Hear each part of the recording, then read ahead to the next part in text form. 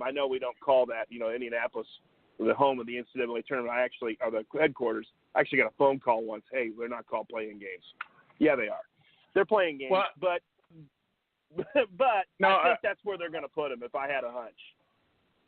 Yeah, just for housekeeping clarification, they play tomorrow at noon, but you're right. You're absolutely right about everything tomorrow. you say. I'm sorry. I keep thinking it's today. That's right. Tomorrow, yeah. You're right. Yeah. We're not used to them playing on Sunday. I mean, come on. Let's talk about Purdue, though. I mean, that's right. Obviously, we've had hate's a strong word. I shouldn't use that word. But I reserve it for teams like Purdue and New England Patriots. But I hate Purdue, but they are doing good, and Matthew Painter clearly has turned their season around. And I think a lot of people argue that Matthew Painter is going to be the Big Ten Coach of the Year. Where are they at as far as when you go into March? Are they a 3 or a 4 or a 5? I can't see them being any lower than a 5. No lower than a 4, I think. But they're. I mean, they play. I think they play today, right? They do play today. They win that game. You're good. Yeah, I knew somebody did. Yeah, there's some basketball game going on today. That's right. If they win that game, they get a share of the Big Ten championship. They may or may not be the 1 seed, depending on how everything plays out. But that's that typical thing where, I mean, we've seen it year after year. The committee does not pay attention, frankly, to the Big Ten tournament, other than the opening few rounds. So it does not matter, I don't think, if Purdue wins the Big Ten tournament. I think they're probably a 2 or a 3 seed, depending on how the next week goes for them. I don't think they slip to a 4. They might, but I think they're a 2 or a 3, depending on how the next several days go for them. Is that you get in, or are they just playing for a NIT support group? My hunch is the way they're playing and the talent they have. I mean, the committee sees 2 legit, maybe 3, well, probably 3 legitimate and maybe more NBA players, and the committee loves that stuff. I think if they continue to win, like I said, probably 3 more, they're in, and 2 more, and they might get in. They played so well. They really look at that last 10 thing. They played really well over that last 10, and they're a couple of points away from being on a heck of a run. So, I think my gut tells me they make it, unless they regress and play like they did mid-season and lose to Rutgers and lose their first-round tournament game. Then, they won't make it. But yeah, that's where you get into the conversations about the Quad 1, Quad 2, and Quad 3 wins. We're joined by Matthew Hicks, freelancer guy. We used to say of 1070 The Fan, but I know you're doing your freelance stuff and your band stuff, and you're just all around, and we're so glad that you've been able to join us. We're going to have to go off the homework, go back to our national card because we're a national show. Let's talk a little bit about Duke, though, and Zion Williamson and the shoe explosion, and put on your tinfoil hat here. I think that there's a conspiracy here. They don't want to play Zion Williamson because they know he's not going to come back, and they think that they might be able to sneak into a number 1 seed, but I still think they're hovering around a number 3 seed. Zion Williamson, Duke, Coach K. Let's talk conspiracy here, because there's no way a flag can wave on the moon with no gravity or no air. Go ahead. Right. Yeah, I don't know. Duke has kind of handled this injury thing in recent years similar. They won't put he's out for 5 games, he's out for 2 weeks. They just say he's out indefinitely, and they've done that consistently for the last couple of years now.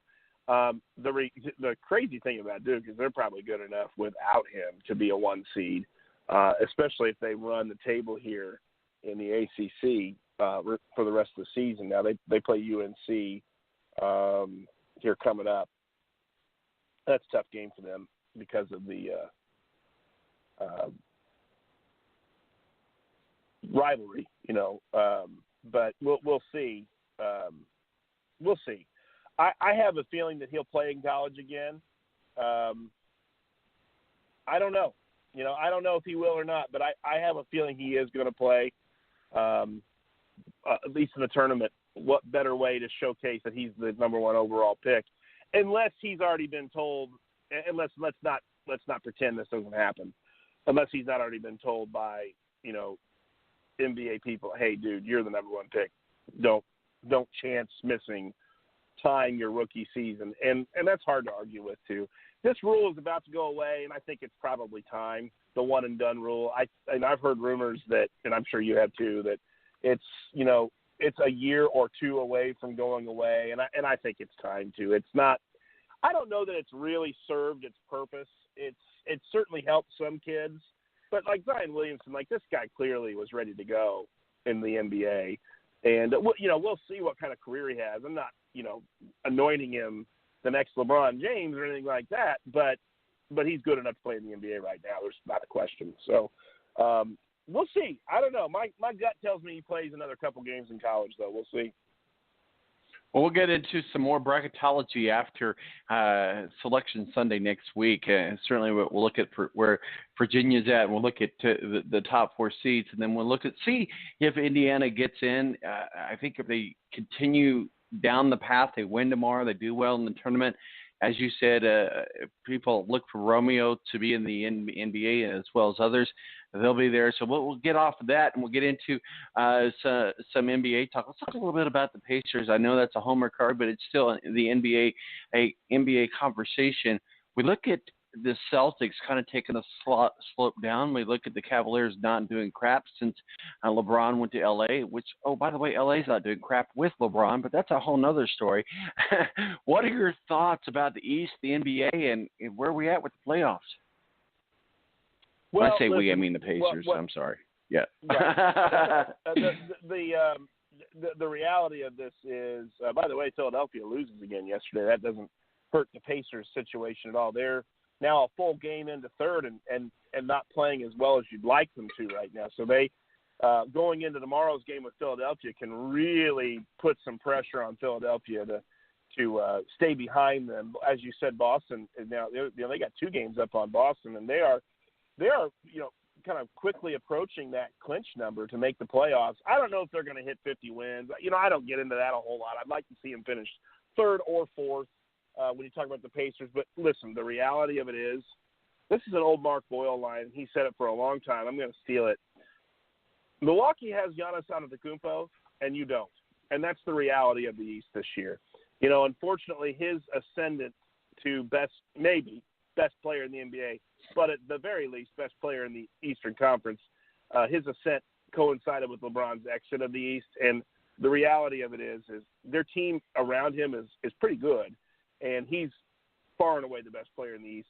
And I think it would be wonderful for the Pacers to advance to an Eastern Conference final to play Milwaukee. And you never know in a 7-game series if you get the right matchup. I think Thad Young plays him well. I like when they put Thad Young on him, but you saw, what was it, Thursday night? They're a really good team, and that's a tough matchup for the Pacers. They're deep. They're as deep as Indiana, maybe even one guy deeper or 2 guys deeper. And Milwaukee is, to me, the class of the East. Toronto is not bad.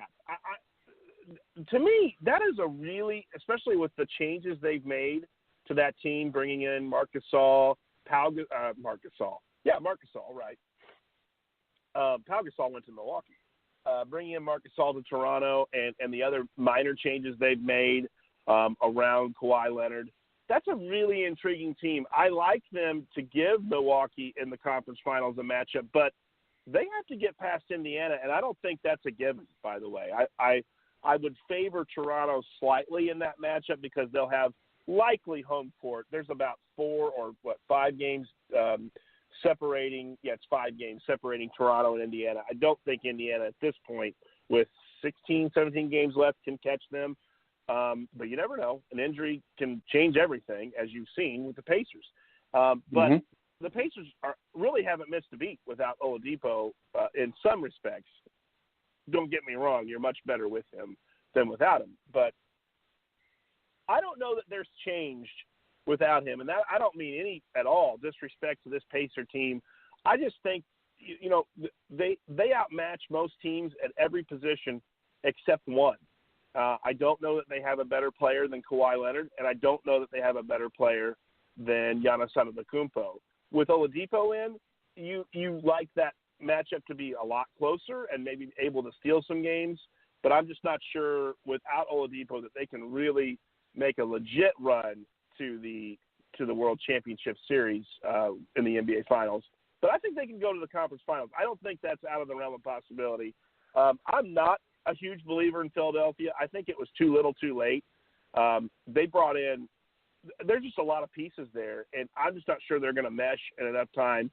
They play well, but can they play well enough to beat a Milwaukee in the second round? I don't think so, quite frankly. And I think Philadelphia will probably find themselves in that 4 or 5 seed. They can beat Boston. I don't think there's any Boston's in trouble. They're falling apart. They don't have any cohesive unity at this point. There's some issues there. I think they're a slow start next season away from making a coaching change. I don't know that, but it seems like thing to change at this point rather than blowing the team completely up. Well, a lot of people. Good. Brooklyn is. Go ahead. No. Go right ahead. I was just going down the list here. Boston is a team that I don't think they can put it together fast enough to make a run. Detroit, same thing. Not really a big believer in that team. They've got a great front court. Back court is an issue. Brooklyn is sneaky good, but I don't think they can win a 7-game series against any of the teams that fall above them. And then, I don't know, throw a blanket over Miami, Orlando, and Charlotte, and you've got your 8th seed, and they'll get swept by Milwaukee in the first round. Well, Milwaukee, what I was going to say, Milwaukee, if you do much deer hunting, no pun intended, but the way you kill a deer is not loudly. You kill a deer very stealthily, and I love deer hunting, one of my favorite things to do. And you don't just come up on a deer and say, "Hi, Mr. Deer," and do an Elmer Fudd and shoot him. You literally have to stealth and come up, and that's what the Milwaukee Bucks have done this year. Nobody started talking about the Milwaukee Bucks till 3 weeks ago, but yet they have probably the NBA MVP on their team. They're on their way to a championship, and that's because they've done it stealthily. Not selfishly. But we could even have that argument. They've not done it selfishly. They've done it selflessly. And that is a deep thought that's going to give me a migraine. But what are your thoughts? No, you're right. I mean, they've got a guy. If let's put it this way, if their season is going to be derailed, it's because Chris Middleton shoots too much. And I don't know if people share that opinion with me or not, but I think he tends to try to dominate the ball occasionally and take over games. If you're a Pacer fan, think Lance Stevenson to an extent. Great player. But at the same time, like he can kind of he lost a couple games for them that I've watched this season just by not getting the ball to Giannis Antetokounmpo. But to your point, you're right. I mean, they kind of quickly and quietly put together a great team. Lopez kind of transforming himself in LA last year and getting over here to the East. He's playing outstanding basketball, stretching the floor, a legit three-point threat. Antetokounmpo, and then you've got this great bench. You got George Hill, and these guys coming off their bench that are just phenomenal players and good leaders. And I think you're right. Antetokounmpo is a guy that they probably only have one superstar, but he's the type of guy that you can win with just having one superstar. I like that team. I don't know that they can play with Houston or Milwaukee. Houston or Golden State. I think they can give them some games. I still kind of have that opinion that Golden State is going to run away with this thing eventually. But Houston's playing well and playing well enough to give you a little pause in that category. I'm sorry, I don't believe in OKC, Oklahoma City. I know they're the 3rd seed, and they deserve some respect. That's where you're reading my mind, but go ahead. Yeah.